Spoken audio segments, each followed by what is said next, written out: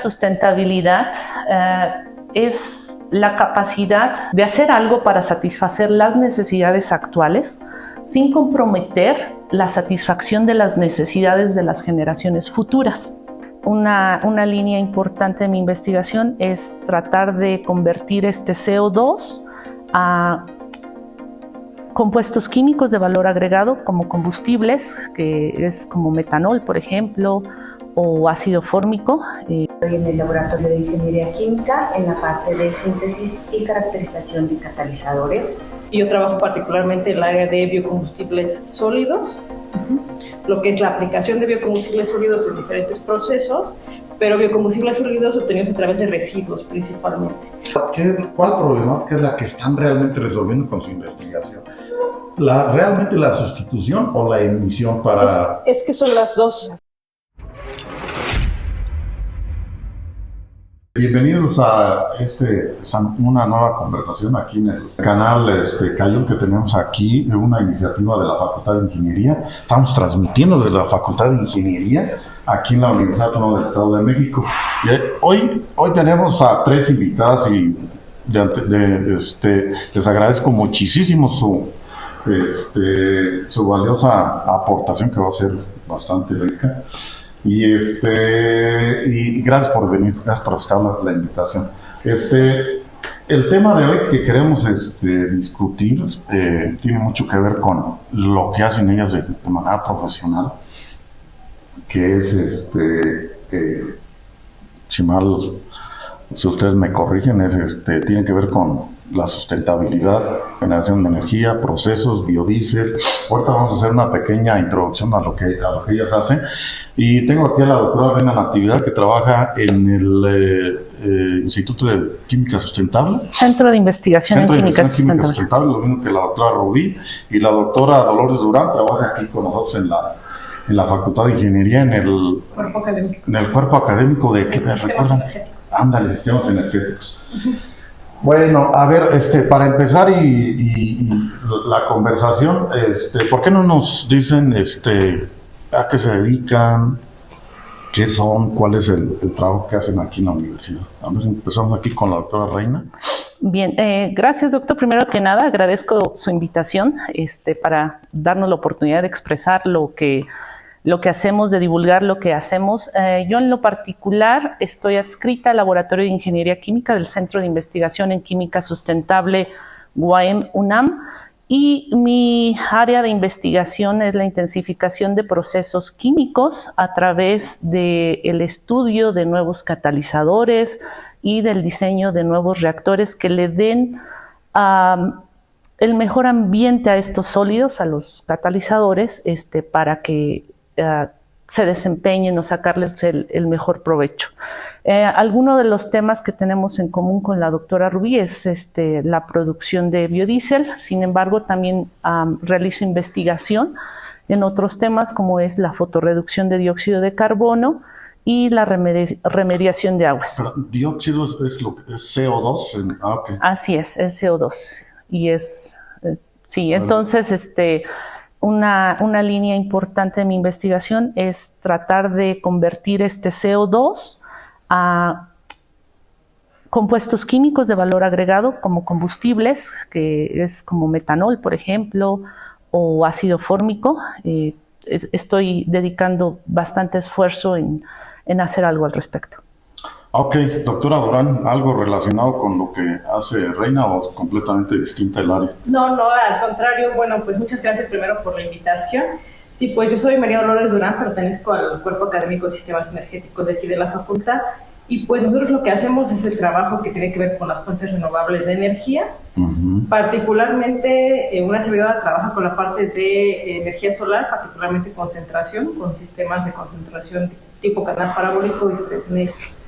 Y en la parte que tiene que ver mucho con lo que trabaja la doctora Reina y la doctora Rubí es la parte de biocombustibles, una de las áreas que nosotros también tenemos y que de hecho es una de las áreas de las que también trabaja la carrera de sistemas energéticos. Una de las salidas es biocombustibles, y yo trabajo particularmente en el área de biocombustibles sólidos, lo que es la aplicación de biocombustibles sólidos en diferentes procesos, pero biocombustibles sólidos obtenidos a través de residuos principalmente. O sea, en términos así más mortales, algo así como generar energía a partir de basura, ¿no? De basura, sí, porque básicamente pues hay como mucha disyuntiva ahí en los biocombustibles, porque dicen que compiten con los cultivos alimenticios y tal, pero en realidad nosotros trabajamos biocombustibles producidos de basura.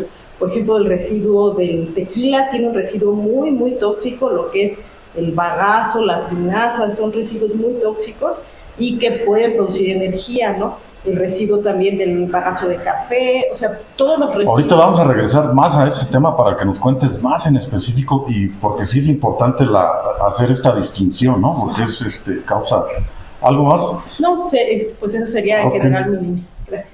Doctora Rubí, ¿qué nos puedes contar? Ya nos adelantó aquí la doctora Reina algo, pero bueno. Bueno, primero que nada, gracias por la invitación. No, gracias a ustedes por venir. Es una gran oportunidad para nosotros el poder divulgar lo que hacemos dentro del Centro Conjunto de Investigación en Química Sustentable.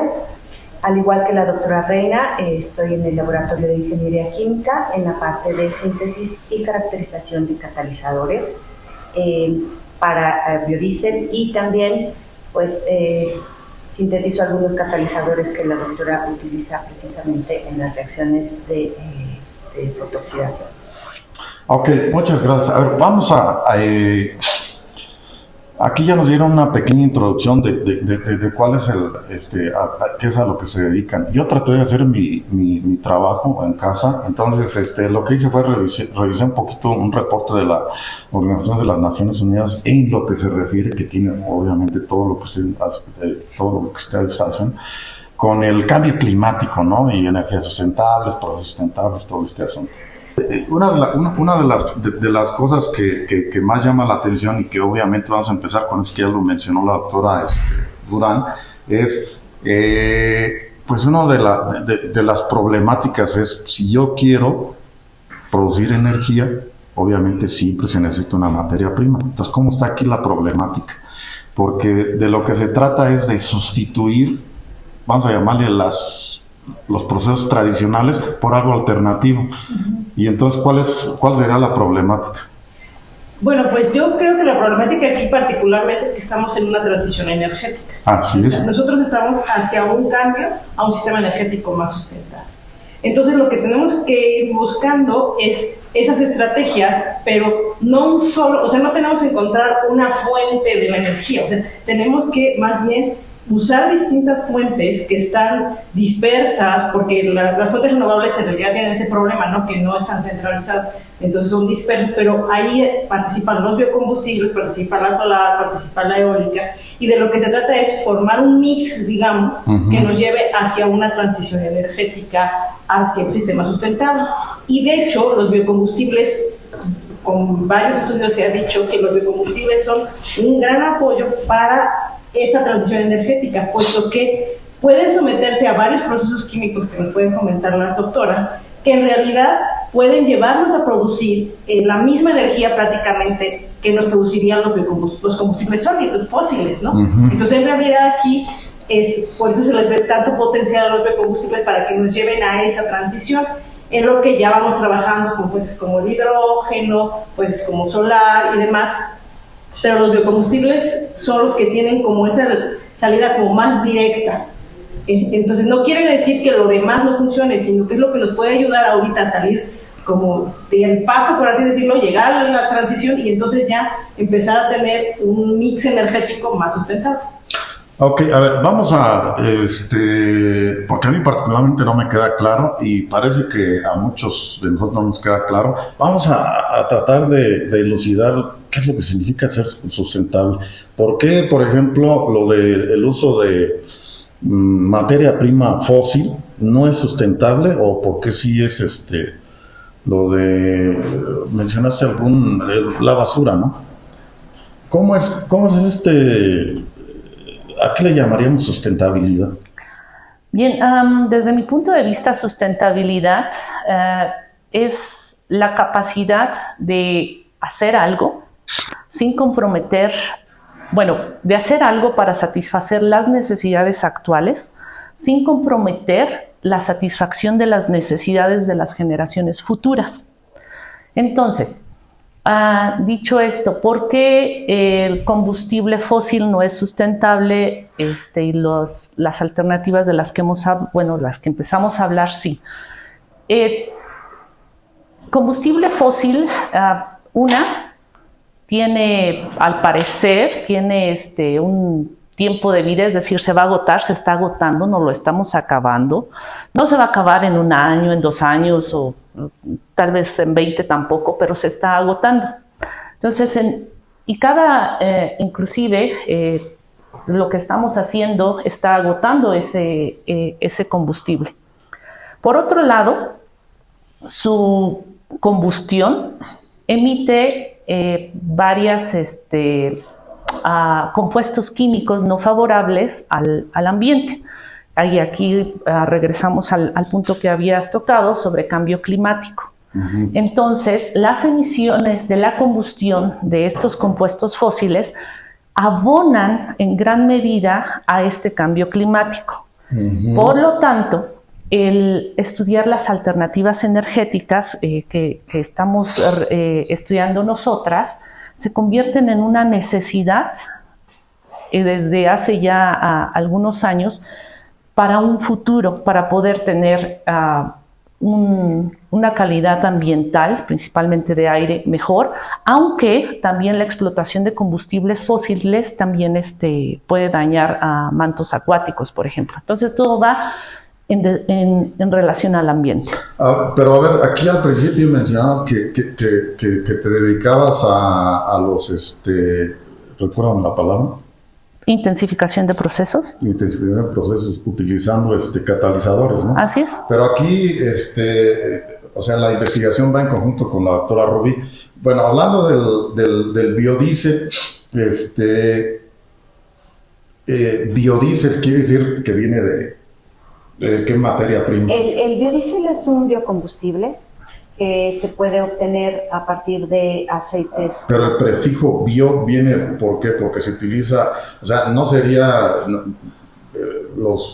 la materia prima fósil, no. No, de hecho, se produce o se puede obtener biodiesel a partir de aceites vegetales, de materiales renovables, como aceites vegetales, grasas animales, aceites de cocina usado, que son básicamente recursos que fácilmente se pueden obtener, son renovables y además son biodegradables.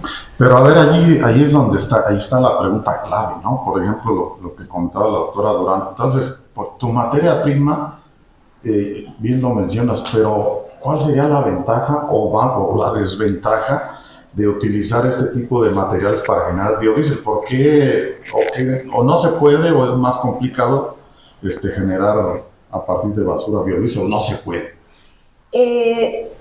Para producir el biodiesel nosotros necesitamos una cadena de ésteres, una cadena larga en donde por medio de un alcohol se lleva a cabo una reacción de transesterificación, que lo que nosotros obtenemos es una cadena de ésteres monoalquílicos y como subproducto glicerina. Esa cadena de ésteres monoalquílicos se parece, como lo dijo la doctora Lolita, precisamente a la cadena del diésel fósil. Entonces tiene un funcionamiento muy bueno dentro de los motores tipo diésel, porque algunas de las ventajas que se pueden obtener es menor emisión de monóxidos de carbono, de NOx, hay mejor lubricación dentro del motor diésel. También tiene una mayor eficiencia nuestro motor. Entonces tiene muchas ventajas ese biodiesel. Además que es biodegradable aproximadamente si se llegase a derramar en aproximadamente 28 días, es completamente biodegradable. Pero a ver, y es renovable. Claro, pero a ver, en términos generales, como que yo veo dos problemáticas que se están atacando al mismo tiempo. Una, ya mencionaban que pues, los fósiles, digamos que se están acabando y necesitamos una sustitución. Y la otra es la emisión Que los fósiles, todos sabemos que emiten un montón, ¿no? Todos se nos pone negra la piel cuando nos subimos al camión de diésel, ¿no? Pero bueno, pero a ver, ¿cuál sería, desde su punto de vista en su investigación, cuál problemática es la que están realmente resolviendo con su investigación? ¿Realmente la sustitución o la emisión para...? Es que son las dos, porque en realidad algo que es una ganancia de los biocombustibles y que además a la gente como que no le queda muy claro, Así es el hecho de que se dice que emiten un CO2 neutro, ¿no? Ajá. Y ese CO2 neutro es porque ese biodiesel o esos biocombustibles hace poquito fueron planta. Y esa planta consumió ese mismo CO2 que está emitiendo, o sea, no va a emitir más de lo que consumió en su vida como planta. Entonces, se dice que es CO2 neutro porque esa planta, ese biocombustible emite lo que consumió como planta y lo consumió hace poquito, o sea, hace unos 2 años o hace meses, ¿no? Lo consumió. En cambio, el carbón que al final pues sí fue planta hace millones de años, ¿no? Ese CO2 que consumió esa planta hace millones de años, ya lo emite ahora. Entonces, ese no se puede llamar neutro porque fue planta hace millones de años. Entonces, esa es una cuestión que en algunos que son muy, muy quisquillosos dicen, bueno, es que en realidad los biocombustibles sí emiten. Sí emiten, pero es algo que consumieron hace poquito, es decir, y con otra planta lo puede sustituir.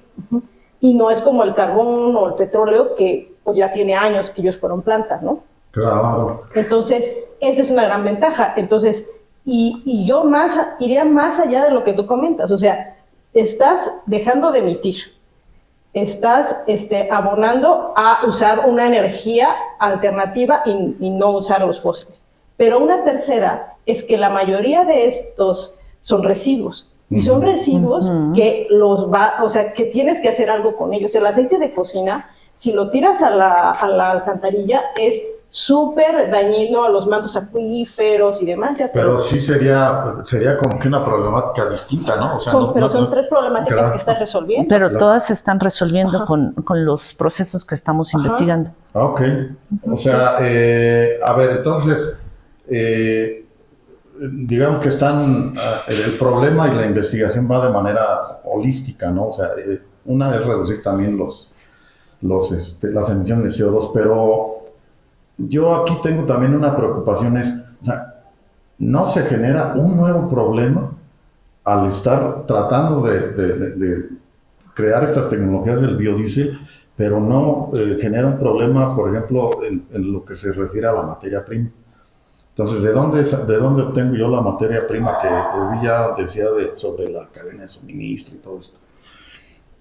Por ejemplo, en particular, a nivel industrial o para uso ya directo en la sociedad, ¿cuál sería la respuesta para generar de manera, pues, y que sea rentable económicamente biodiesel?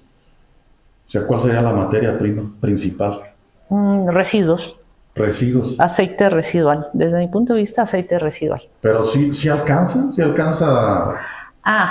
sí alcanza para la demanda, porque, a ver, digo, si tú llegas y pones un proyecto y dices, ¿sabes qué? Ya tengo la fórmula mágica donde no va a haber CO2, emisión de CO2, tengo biodiesel, les voy a decir a todos los transportistas, por ejemplo, vayan, utilicen biodiesel, y si no hay materia prima disponible, ¿cómo está ahí No, yo creo que no alcanza, pero por eso regresamos a lo que mencionaba la doctora Durán, ¿no? Estamos enfrentando el problema de diferentes aristas, creando, desarrollando diferentes formas de producir energía. Entonces, al final, pues algún sector se tendría que alimentar de un tipo de energía, otro de otro y otro de otro, de tal manera que todo en algún momento se pueda satisfacer a partir o una gran mayoría, si no todo, una gran mayoría a partir de energías renovables. Hay una colaboración entre lo que hacen de manera muy local y a nivel laboratorio con otras instancias, con otros institutos que puedan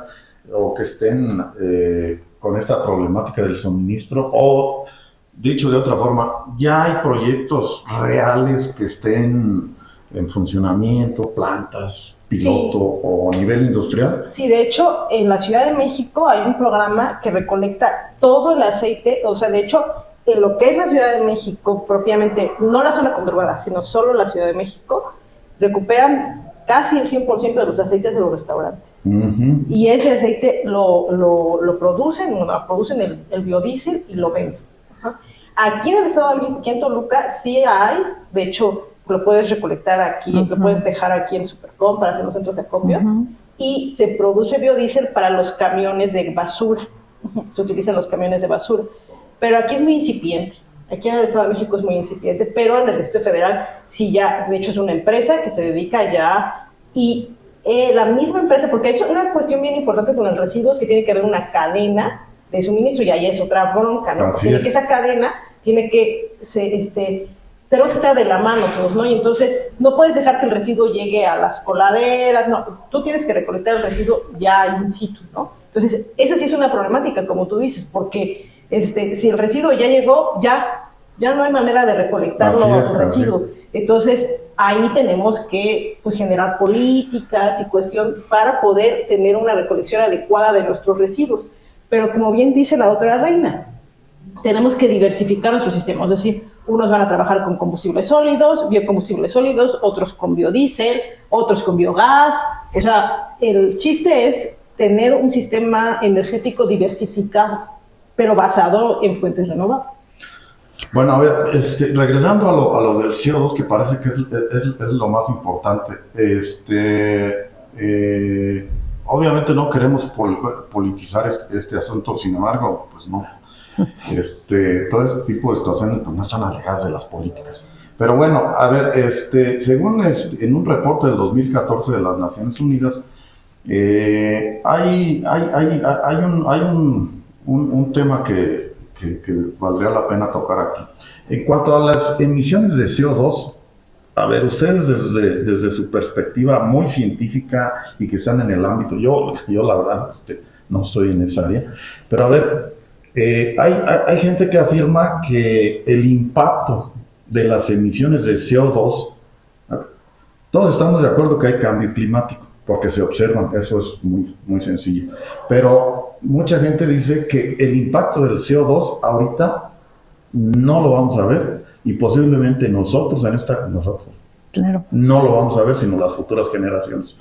Entonces, ustedes, ¿cuál es el motor que las mueve para hacer este tipo de investigación y creerse que la ruta correcta es la remoción o crear nuevas tecnologías para emitir cero CO2? A ver, alguien que... Bueno, existen estudios que se están haciendo, por ejemplo, en Nueva York, en donde se está empleando biodiesel. No biodiesel puro, o sea, B100, sino una mezcla de biodiesel. Y sobre todo en las grandes ciudades, Nueva York, y sí se ha visto una reducción muy considerable únicamente con el empleo de mezclas, ni siquiera con el biodiesel puro. Mezclas es cierto porcentaje de biodiesel y otro porcentaje de diésel fósil. Aún así, mezclando, se ha visto una reducción muy considerable en la emisión de CO2. Pero aquí mi pregunta era, sí, por supuesto, pero aquí mi pregunta era tratar lo voy a poner así. Hay personas que afirman que las emisiones de CO2 efectivamente que afectan que tienen un efecto en el clima a nivel global. Aquí la afirmación es la siguiente, que la emisión de CO2 es local y no global. ¿Qué quiero decir? Que si se emite CO2 en Nueva York, se queda en Nueva York, por tanto no nos afecta acá en México. Entonces, ¿qué caso tiene hacer investigaciones sobre este asunto? Finalmente, a ver, aquí primero quiero puntualizar algo. Cambio climático no se debe nada más a la emisión de CO2, se debe también a la contribución de otros gases de efecto invernadero, por ejemplo, el metano. O NOxes que mencionaba la doctora Rubí, que al final vienen o se desprenden en la combustión. Sin embargo, se estableció Que he como... dicho que, perdón, que esas que se llaman partículas NX, tengo entendido, ¿no? Bueno, sí, son un tipo de partículas, Que pero... son emitidas nada más por motores, por ejemplo, que funcionan con diésel. No, No solamente. Okay. Con combustible fósil. Okay. Aquí la huella de carbono es un acuerdo, se estandarizó que se tomara como unidades de kilogramo de CO2 emitidas, pero eso no quiere decir que sea nada más por CO2, sino que la cantidad de metano se convierte a unidades de CO2 para que tengamos una idea de cuál es la huella de carbono de algún sistema. Pero el que, digamos, tiene una huella de carbono de tantas toneladas de CO2, no quiere decir que nada más sea por CO2. Bueno, dicho esto, prácticamente entiendo lo que comentas. Sin embargo, tenemos en común como sociedad muchas actividades en las que producimos gases de efecto invernadero y que se traducen en kilogramos de CO2 desprendidos a la atmósfera. Por lo tanto, la motivación para hacer este tipo de estudios es, efectivamente, tal vez no lo aproveche yo, pero desde mi punto de vista es responsable. Si ahora estoy emitiendo por mis actividades tantas toneladas de CO2, bueno, vamos a dejarle de herencia a las siguientes generaciones. Ya sé que suena romántico, pero vamos a dejarle algo para subsanar un poco el problema que estamos generando ahorita con todo el consumo que estamos haciendo de electricidad, todo el gasto de combustibles en nuestros autos. Entonces, para mí esa es una motivación. Sí, bueno, en efecto, sí, lo que tú comentas es muy cierto. No quiere decir que ese CO2 que estamos emitiendo ahorita va a tener este efecto. El efecto que mencionas es el efecto en el aumento de temperatura. O sea, el efecto se va a ver más adelante. Pero precisamente por eso se dice que la meta es para el 2050, para que en el 2050 no logremos tener ese incremento de temperatura que tememos. Porque si llegamos a un incremento más de 1.5 grados, entonces va a ser una catástrofe. Entonces, eso es nuestro límite. Y estamos trabajando ahorita para que en el 2050 no tengamos una catástrofe, que suena muy lejos, sí, pero tenemos que trabajar ahorita. Entonces, y además, sí es cierto, como comentas, que hay estudios en los que sí está localizado, pero inclusive con imágenes de satélite y todo se puede identificar en qué zonas se tiene mayor calentamiento y mayor concentración de CO2. Sí, es verdad. Y se pueden hacer, inclusive se puede hacer análisis con estudios de cómo se mueve el viento y demás, porque efectivamente las corrientes de viento concentran el CO2 más en algunas zonas, ¿no? Y más si le sumas las islas de calor que se generan islas de calor en las grandes ciudades y demás, y eso también contribuye al calentamiento global. Entonces, el calentamiento global no es un fenómeno sencillo, y es un fenómeno que se comporta diferente de acuerdo a las condiciones atmosféricas.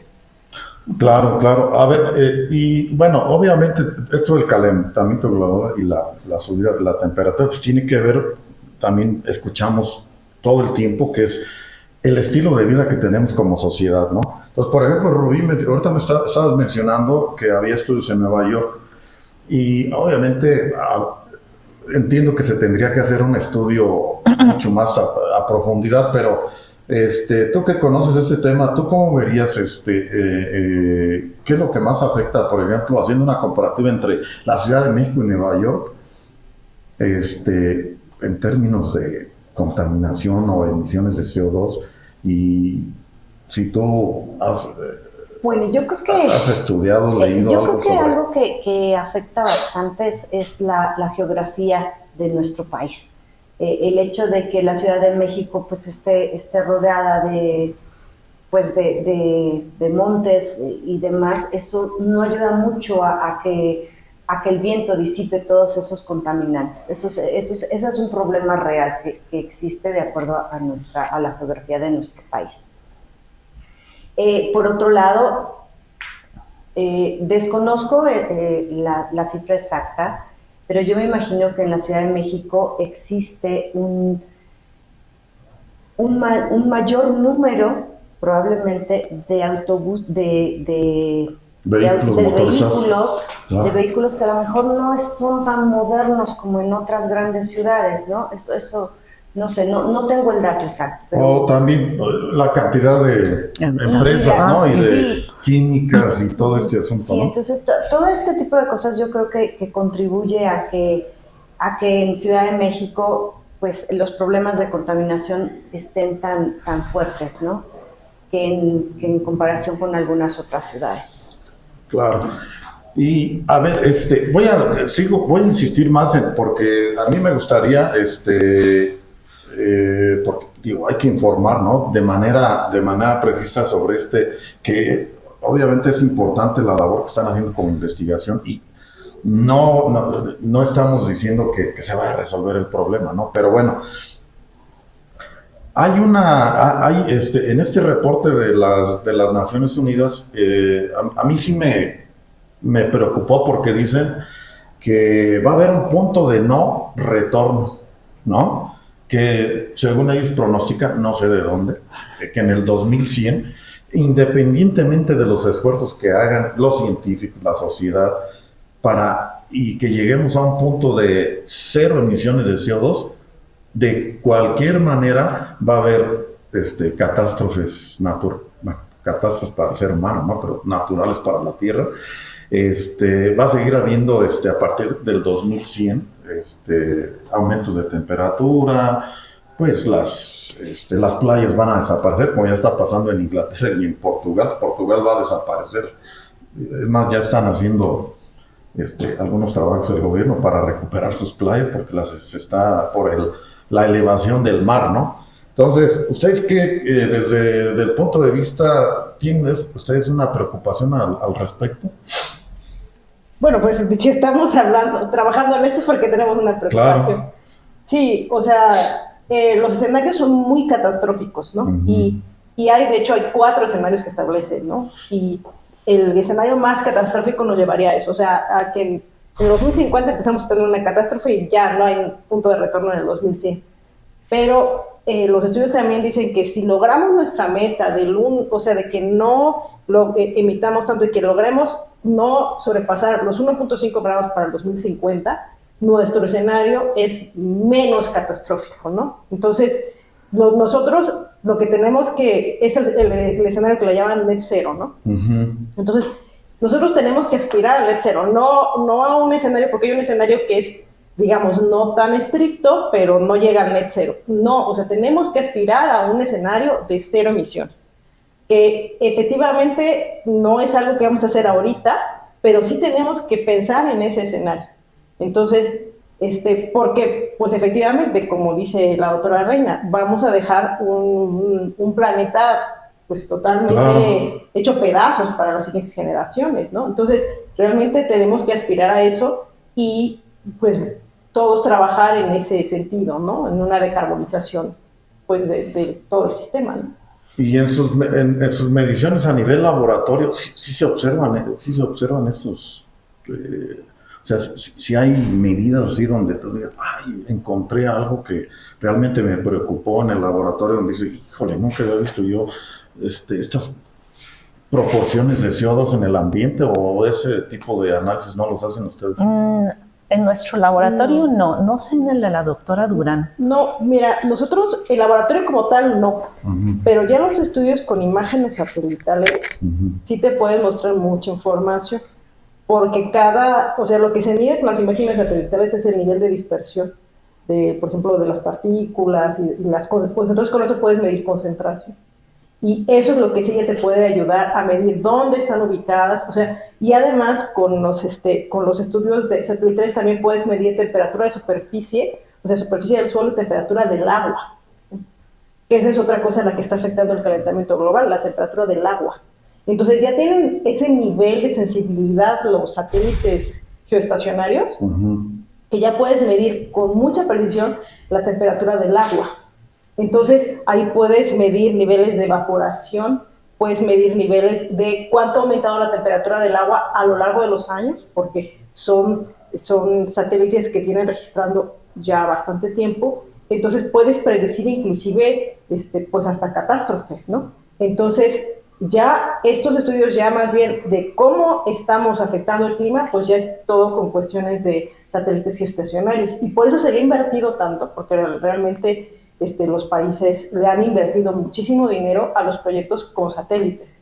Pero por esa razón, porque ya los satélites te pueden dar tanta información, como son tan sensibles ya ahora los sensores, te pueden dar tanta información que sí la puedes de alguna manera comparar con datos medidos aquí en la Tierra, ¿no? Y realmente el nivel de precisión que te dan los satélites es muy bueno.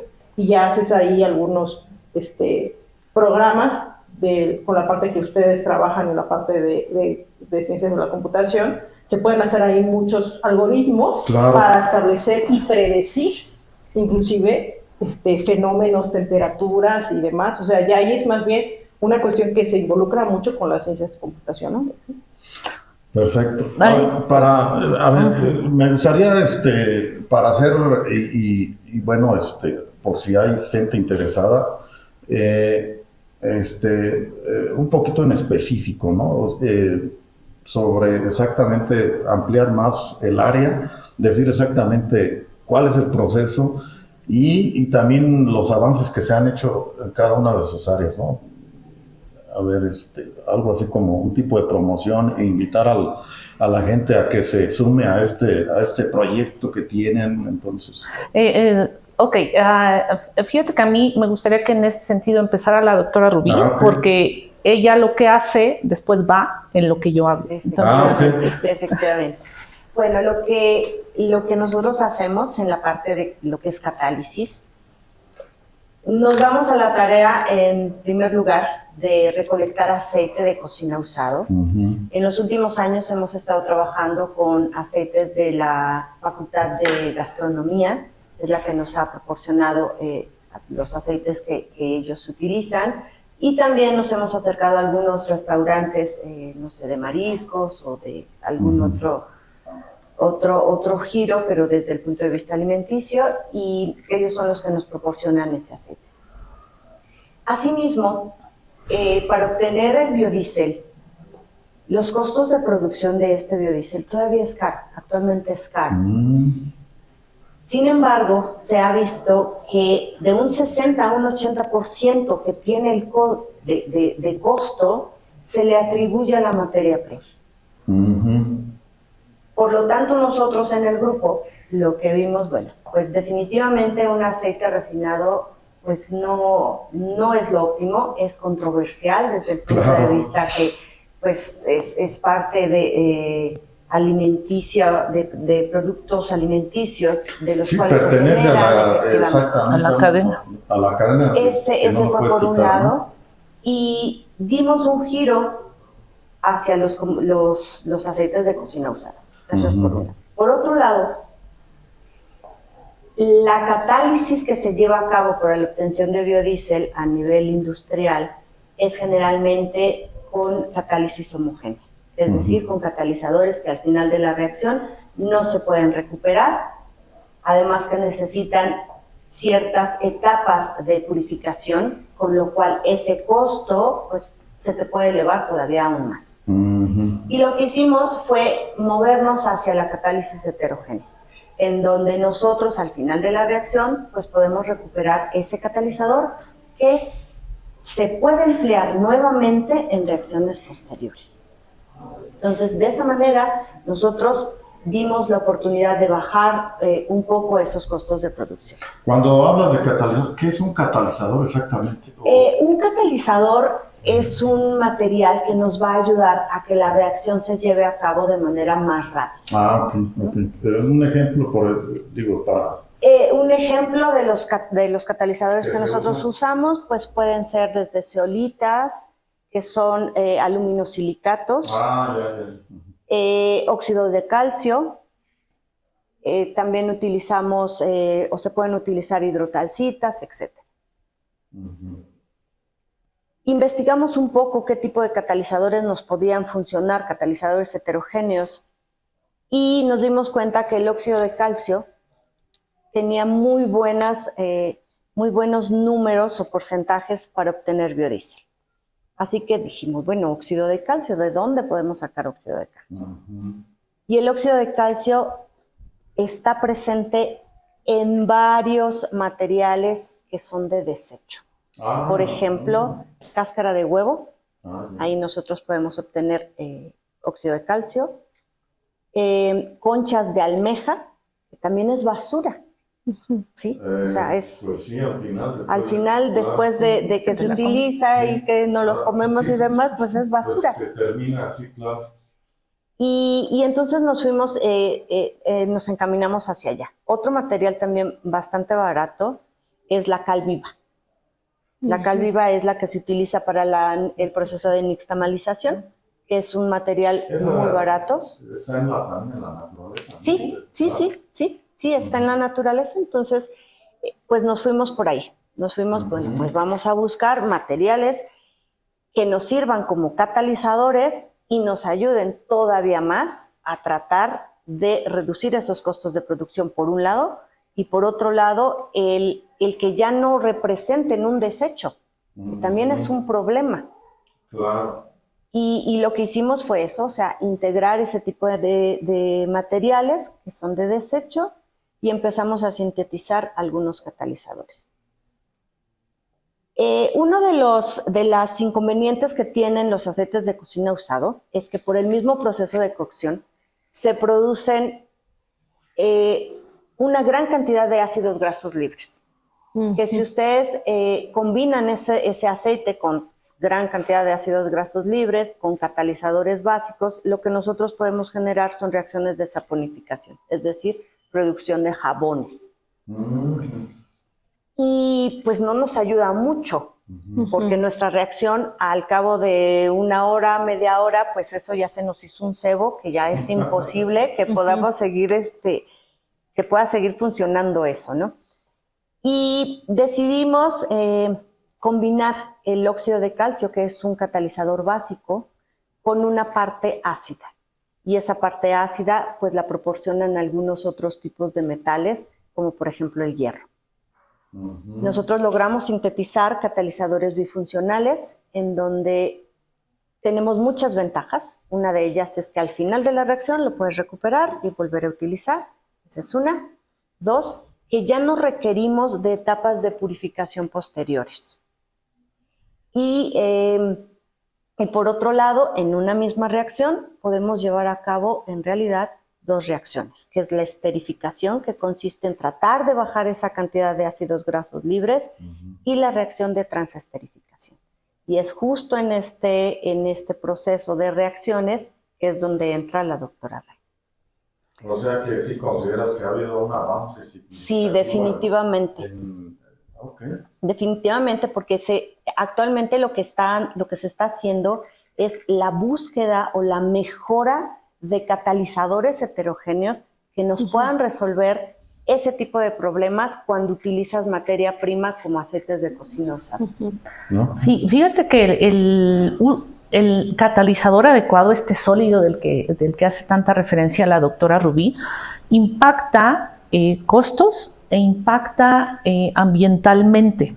Porque si tienes un catalizador adecuado, los tiempos de reacción los puedes minimizar, y eso van a minimizar también el consumo energético, porque para hacer la reacción necesitas energía. Entonces, ahí hay debe mantenerse un balance positivo en la producción de cualquier energético, es decir, si estás metiendo energía, debe ser mucho menor que la energía que vas a... óptimo sería eso, ¿no? Esa es una de las cosas en las que estamos buscando varios grupos, y el catalizador ahí es fundamental para eso. También hace que se reduzcan el uso de ciertos compuestos químicos. Entonces, con una combinación adecuada de lo que decía la doctora, se puede afectar que consumas más o menos alcohol, por ejemplo, que la reacción consuma más o menos alcohol. Y esto repercute en costos y nuevamente también repercute en la huella de carbono del proceso. Entonces, el catalizador es fundamental. Y sí ha habido avances La doctora lleva más de 10 años en esta línea, y entonces, ¿cómo nos combinamos entre las dos? Esa iba a ser mi pregunta, pero adelante. La parte que yo hago de intensificación de procesos me permite hacer el diseño de equipos donde se le puede dar el ambiente al catalizador y a todos los reactivos para que se combinen de manera más eficiente. Los reactivos para producir biodiesel esencialmente son dos: grasas o aceites y alcohol, y el catalizador sólido o líquido. Nosotros, como nos vamos a la parte sólida, te tienes que asegurar de que el alcohol llegue a la superficie del catalizador, es decir, que llegue, hagamos de cuenta que esto es el catalizador, que llegue la molécula al catalizador, pero el reto realmente está en que el aceite alcance también a la molécula en la superficie. O sea, no, lo que me estás tratando de explicar es que pareciera que el catalizador es la parte fundamental de este proceso, pero no es así. Pero hay que darle las condiciones adecuadas para que funcione. Esto lo asociamos en ingeniería con fenómenos de transporte. Entonces, ¿cuál es la limitante? Aquí van a cualquier persona diría, pues agítale y listo, ¿no? Pero resulta que el aceite no se mezcla, o su miscibilidad con el alcohol es muy limitada. Y entonces el alcohol puede llegar a formar una capa dentro del, alrededor del catalizador, que limite la llegada del aceite, o bien viceversa, ¿sí? Dependiendo del sólido. Por lo tanto, mi labor es proporcionar un reactor que haga que este contacto entre las tres fases sea lo más eficiente posible para consumir el mínimo de energía. Pero esos son los procesos físicos y químicos muy específicos. Pero ¿de qué tipo de tecnología estamos hablando? ¿Qué infraestructura se requiere? Cuando hablas de reactores, ¿qué significa un reactor? Okay. ¿Te imaginas eso? No es un reactor nuclear. No, o sea, okay. Mira, ¿de qué tipo de tecnología estamos hablando? Un reactor puede ser hasta un vaso, ¿no? Donde ocurre una reacción química. Pero para este tipo de procesos son reactores muy específicos que permitan hacer este tipo de reacciones de una manera muy intensa. Los que nosotros estamos probando y que ya probamos que mejora, fíjate, el proceso común se hace justamente en un tanque. Imagínense un tanque donde se pone un agitador y ahí se hace la reacción. Un rotoplas, si quieres, así, algo así, pero con un agitador, ¿no? Ahí se hace usualmente biodiesel. Pues nosotros hicimos el comparativo de ese tipo de reactores con los reactores que nosotros probamos, que son, se les conoce como tipo jet, porque se hace que entre a una gran velocidad tanto el metanol con el aceite, de tal manera que por esa velocidad y capacidad de extrusión a través de orificios, el contacto se mejore. Pues, ¿qué crees? Que la reacción, la velocidad de reacción, la rapidez de reacción se mejora 24 veces en escala laboratorio. Es decir, haces el proceso 24 veces más rápido. Entonces, eso obviamente reduce bastante la energía consumida. Pues pareciera que el fenómeno o la acción de mezclar con la cuchara el azúcar con el café parece simple, ¿no? Pero ya estamos haciendo ahí ciencia, ¿no? Sí, es un mezclado. Sí, de hecho, yo pongo ese ejemplo a mis estudiantes para explicar la diferencia entre difusión y convección, ¿no? Sí. Pues bastante interesante. Aquí vamos a ver qué nos comenta la doctora Durán en respecto a hay los específicos de la investigación, ¿no? ¿Cómo está el asunto aquí? Sí, mira, por ejemplo, una cuestión muy importante que comentó la doctora Reina es algo de lo que es más importante que se tiene que analizar para evaluar la sustentabilidad, por ejemplo, de un biocombustible o de un sistema energético, es la tasa de retorno energético. Claro. La tasa de retorno energético es eso, o sea, es que tienes que analizar cuánta energía tienes, o sea, cuánta energía invertiste para producir la energía que vas a obtener. Entonces, por ejemplo, varios procesos, por ejemplo, pues de producción de hidrógeno, andan en una tasa de retorno energético pues muy baja, es decir, prácticamente, en algunos casos inclusive requiero más energía para producir ese hidrógeno de la que realmente voy a obtener de ese hidrógeno. Entonces, ahora, digamos, ya hay muchos procesos, ya hay muchas fuentes renovables. Ahora lo que tenemos que trabajar es en eficientar estos procesos y que estos procesos no tengan una tasa de retorno energético mejor, que nos convenga más. En biocombustibles, en solar igual, inclusive en la producción de los paneles fotovoltaicos, por ejemplo. Porque los paneles fotovoltaicos ahorita están trabajándose en muchos materiales nuevos, pero resulta que hay que trabajar en un proceso que te dé una tasa de retorno energético alta, ¿no? O sea, que te permita que obtengas más energía de la que tú le diste, ¿no? Entonces, ya digamos de que todo ya tenemos que ir enfocando a eficientizar esta parte, ¿no? Y a tener realmente procesos pues que nos permitan obtener más energía, ¿no?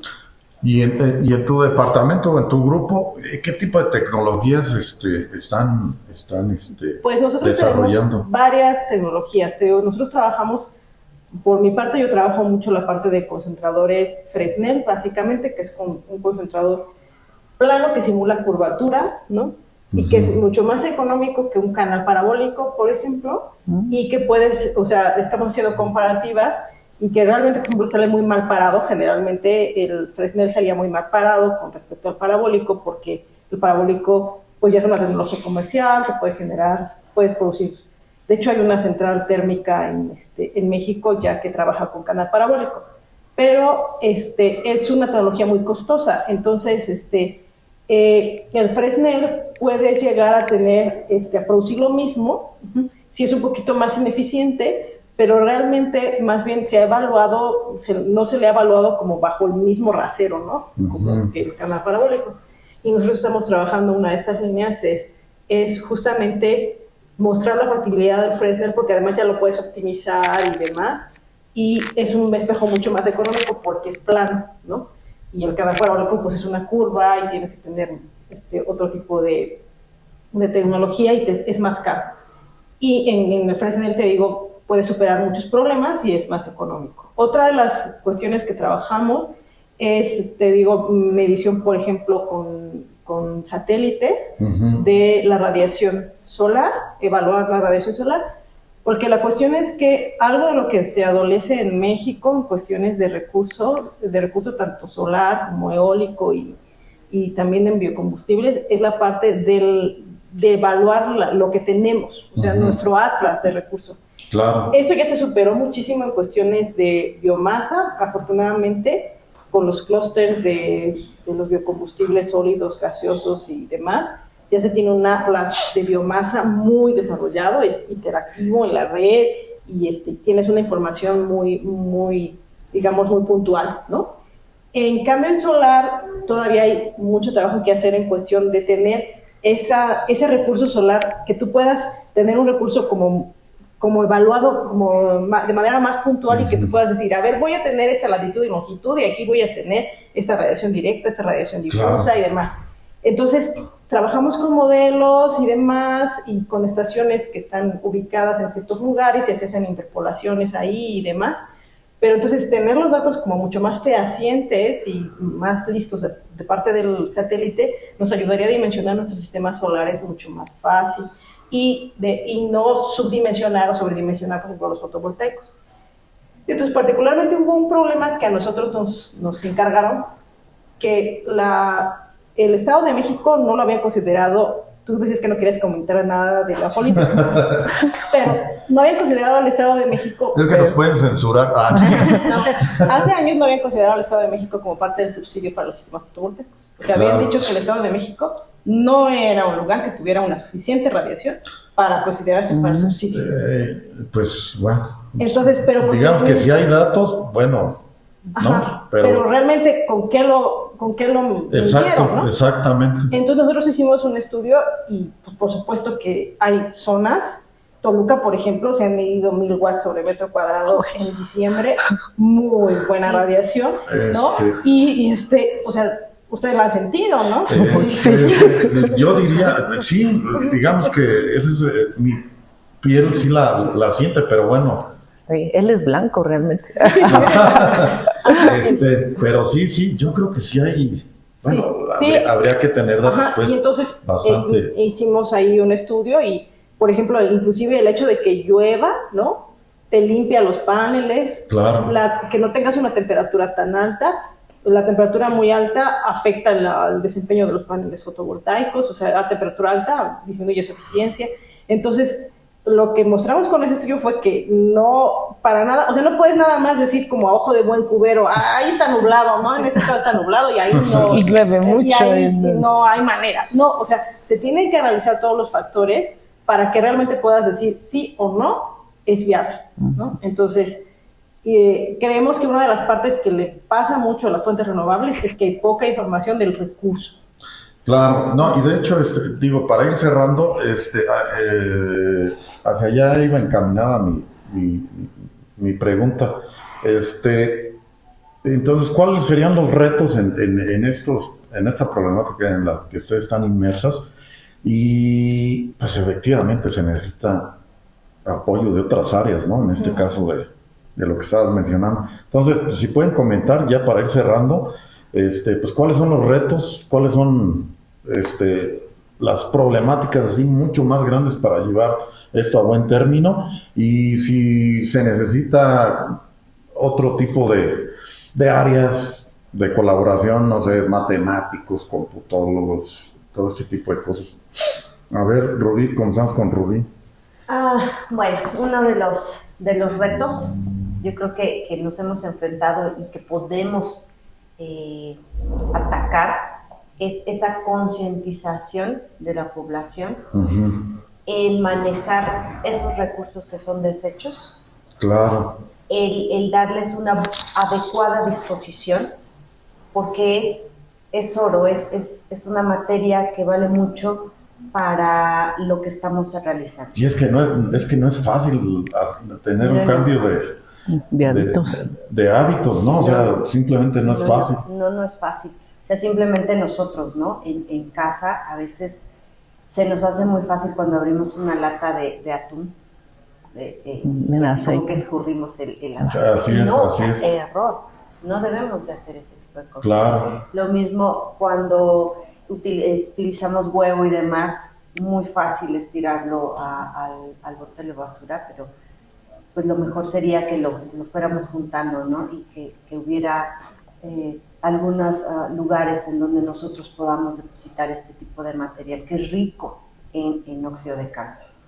Es carbonato de calcio, pero bueno, con procesos de calentamiento nosotros fácilmente los podemos transformar a óxido de calcio, que es una materia prima muy importante para nosotros.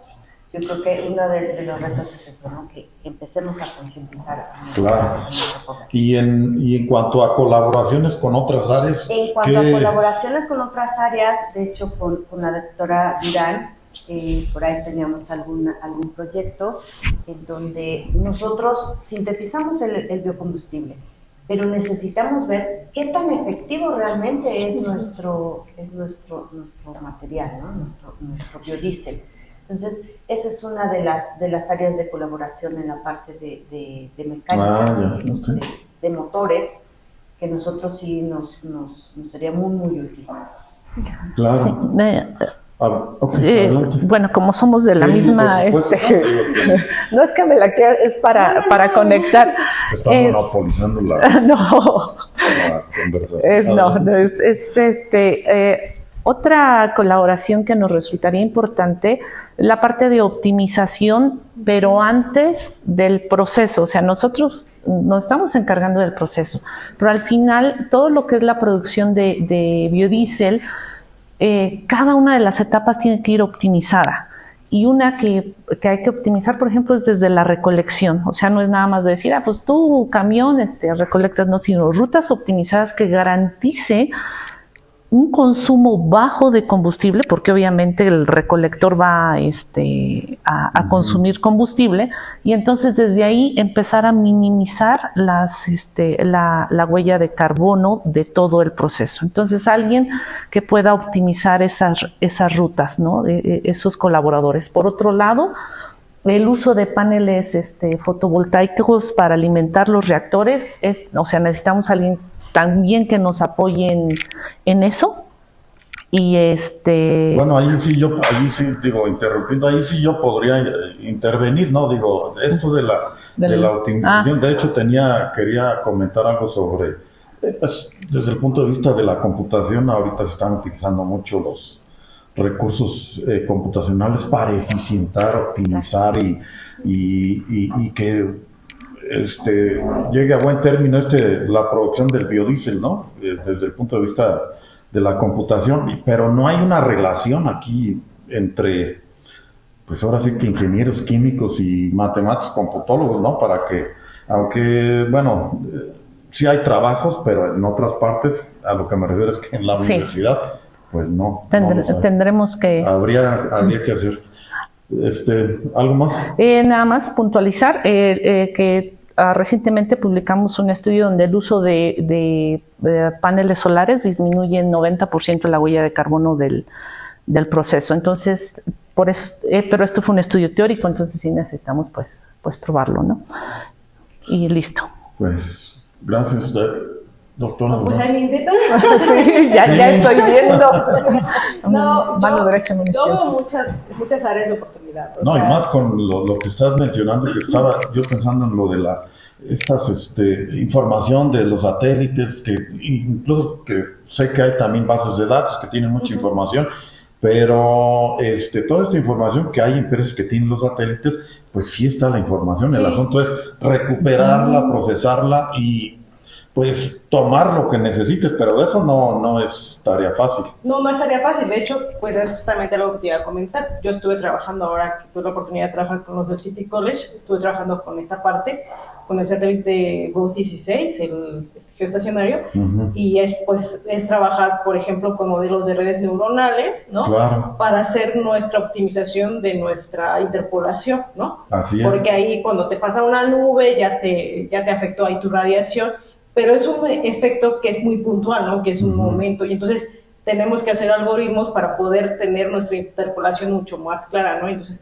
ahorita yo estoy trabajando en eso y demás, y poder tener una predicción mucho más precisa de la radiación y, por ejemplo, de la temperatura, que es algo que nos afecta mucho, ¿no? La temperatura de superficie. Entonces, y te digo, y ahí hay, o sea, trabajan muchísimo las ciencias de la computación, y los datos, o sea, se pueden hacer convenios y los datos están, ¿no? Los datos de todos los satélites geoestacionarios están. Y puedes trabajar con ellos y pues es ciencia de datos, al final. Sí, y es que sí es un área de oportunidad ahí. El problema sí es que no es nada sencillo. Podríamos decir, no, ya tienen los datos, agarras. No es sencillo el asunto.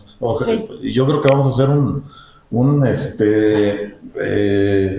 transmisión especial para ese tipo de cosas de la ciencia de datos, pero bueno, sí. Adelante. Otra cosa que yo veo de colaboración, por ejemplo, que se puede hacer también con el grupo de la doctora Reina y de la doctora Ruby, la parte de, nosotros tenemos, pues, por ejemplo, la maestría de cadena de suministro, ¿no? Y precisamente algo donde tiene que trabajar mucho cadena de suministro es en esta cadena de recolección del residuo. Pues es que ese es un problema específico de esa área, o sea, realmente no para hay qué más, lo buscamos, o sea, ¿para ¿no? qué? A nosotros, ¿por qué tenemos que meternos en esas cosas, no? Sí. O sea, tiene que haber una cadena de recolección. Nosotros tuvimos un trabajo que colaboramos con ellos, teníamos un proyecto de recolección de alfombra, y ellos nos ayudaron a trabajar justamente lo que es el programa de lo que es la cadena de recolección de la alfombra, porque la alfombra es otro residuo que tiene un montón de, pues emite mucho, bueno, no emite como tal, ¿no? La alfombra, pero sí tiene muchos contaminantes, el PVC, el nylon y demás, y una vez que llegó al tiradero la alfombra ya no puedes hacer nada con ella, porque la alfombra ya se ensució, y entonces ya te va a implicar un montón de cosas. Sí es un dato interesante, porque, bueno, México no es particularmente consumidor de alfombras, ¿o sí? No, México no, pero sí hay, por ejemplo, en los cines, o sea, hay lugares como específicos que usan, o sea, que no hay manera de que no usen la alfombra, la usan, ¿no? Y la alfombra, de verdad, una vez que llega a tiradero, ya ahí te va a hacer un relajo y ya, o sea, limpiarla, hacer eso ya es imposible. O sea, te sale muy caro, ¿no? Claro. Pero así como ellos comentan, hay muchos residuos que si tú los mandas a tiradero, ya ese residuo, ¿cómo lo recuperas? En cambio, tenemos que tener, bueno, una política de recolección, pero también una cadena de recolección. Por que le llaman supuesto. una cadena inversa, ¿no? Sí, O sea, claro. y entonces generar esas cadenas que a nosotros ya nos permitan tener ese insumo, digamos, para que se pueda aplicar a una tecnología. Entonces, para que tenga éxito cualquier tecnología, si no hay una cadena eficiente de recolección, no vamos a tener ningún resultado. Sí, o sea, aquí entonces lo que estamos como que visualizando, ¿no? El problema aquí, pues, tiene que ser multidisciplinario. O sea, el asunto no se pueden tener avances de manera local o en laboratorio. Entonces, bueno, estamos casi llegando aquí al final, nada más quedaría agradecerles muchísimo. Vamos a ver cuál es el resultado de esto. Yo creo que ha habido mucha información. Y no sé si quieran agregar unos comentarios finales a y gracias por sumarse a este proyecto. Esperemos que no sea la última. Entonces, comentarios finales que quieran agregar. A mí me gustaría hacer una invitación en general a quien nos vaya a escuchar, para hacer promoción al posgrado en el que estamos inmersas, que es la maestría en Ciencias Químicas y el doctorado en Ciencias Químicas de la Universidad Autónoma del Estado de México, especialmente en el área de Ingeniería Química. Ok, muchas gracias. Pues por mi parte quisiera hacer promoción para el doctorado, maestría y doctorado de aquí de la Facultad de Ciencias de la Ingeniería, particularmente en el área de sistemas energéticos, pero pues yo creo que de todas maneras las otras áreas que tenemos, que por ejemplo que son como ciencias computacionales, pues pueden participar también en resolver este tipo de problemáticas, ¿sí? Todos podemos participar. Pues sí, y es importante darle promoción porque desafortunadamente en el área en particular en la que estoy yo, pues no es un área tan beneficiada ni tan altruista como la que ustedes hacen, porque nosotros nos dedicamos a los sistemas formales, pero ojalá pues, se pudiera hacer algo de colaboración. Sí. Bueno, agradecemos a las invitadas y pues nos vemos en la próxima transmisión desde aquí, desde la Facultad de Ingeniería. Muchas gracias. Gracias. Gracias.